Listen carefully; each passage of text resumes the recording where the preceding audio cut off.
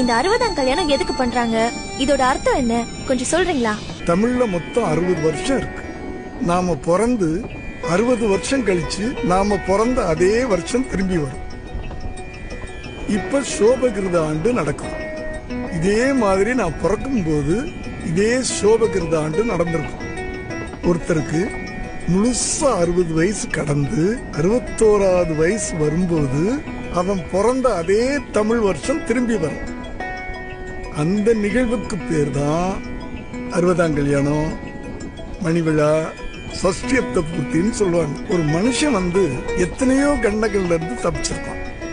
அத்தனை கண்டத்துல இருந்து தப்பிச்சு 60 வயசு உயிரோடு இருக்கிறதுன்றது கடவுள் கொடுத்த வரந்தானம்மா. அதுக்கு கடவுளுக்கு முதல்ல நன்றி சொல்லணும்.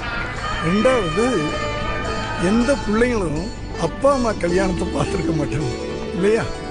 அந்த பிள்ளைங்களுக்கு பெத்தவங்க எல்லாமா இருந்து எல்லா கடமையும் பண்றாங்க இல்லையா? அதே பிள்ளைங்க தாய் தகப்பனுக்கு திருப்பி செலுத்த வேண்டிய நன்றி தான்